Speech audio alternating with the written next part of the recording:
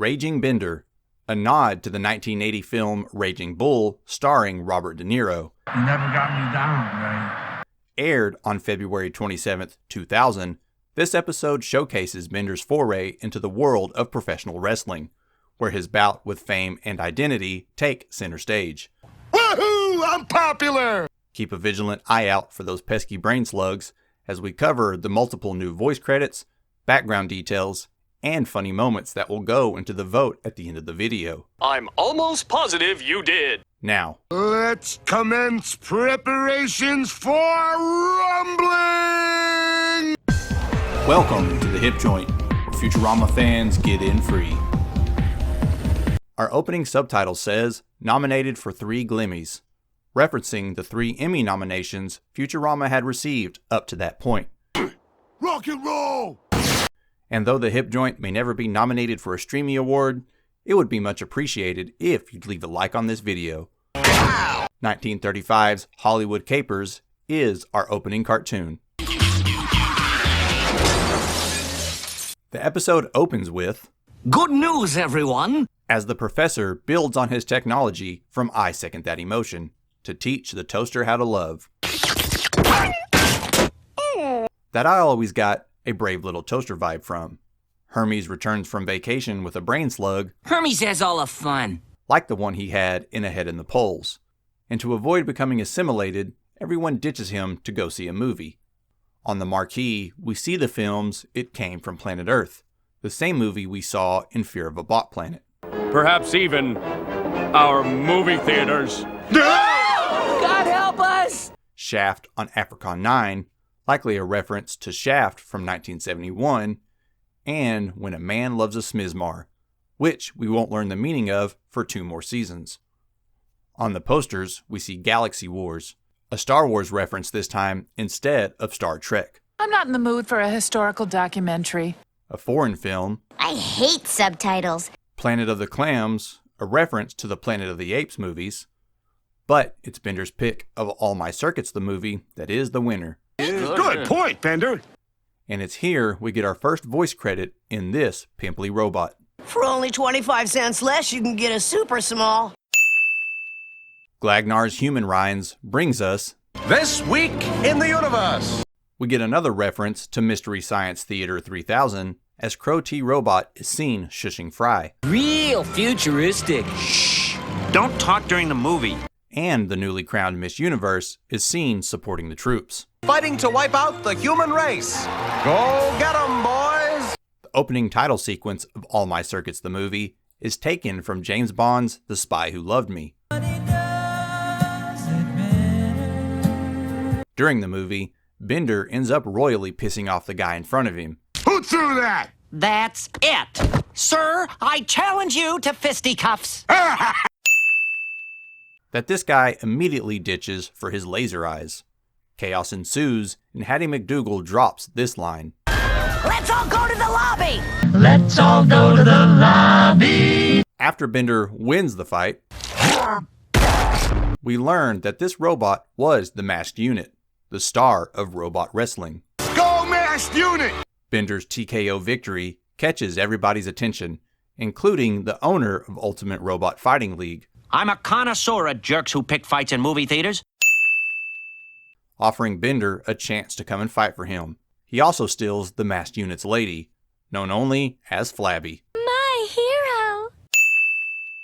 This new opportunity for fame and glory goes straight to Bender's head, tapping into his inner Ali. Float like a float box, sting like an automatic stinging machine. Then a flashback to Leela's childhood Oh, again with the orphanarium. gives us a glimpse into how she became such a good fighter. Her dreams of becoming a champion being shot down by her sexist teacher. The winner? Me! Haha! Rematch! You lose again! Had enough? I thought so! It's Bender's reaction to hearing Leela's depressing story that finds itself in the vote. Leela's right. I don't want to end up a loser like her.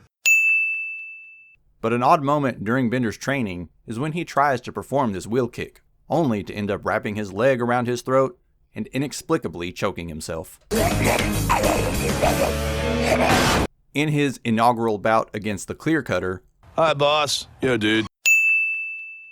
we get the first mention of Bender's south of the border origins. In America's heartland, Mexico. But the fight doesn't get off to a good start. Now quit scratching your axe hole and get out there! Though the kick Leela taught him does come in handy, giving him the win.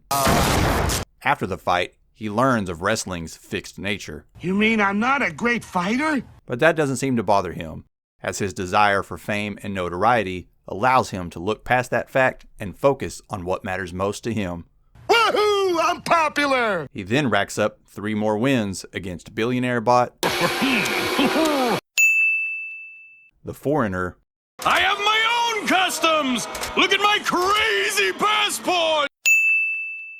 and the Chainsmoker. And after I win the fight, I'm headed straight to your favorite restaurant.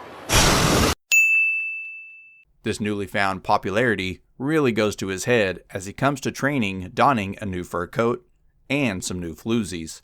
And this little exchange here is my second vote for best moment. You can't give up on your training now after both of us worked so hard. What do you mean, we? I said us. Bender then heads to URFL office, and for a very brief second as he walks in, next to a poster of the Foreigner, you can see another poster for Gorgeous Gorks, a reference to Gorgeous George, one of the first pro wrestling stars of the 1940s.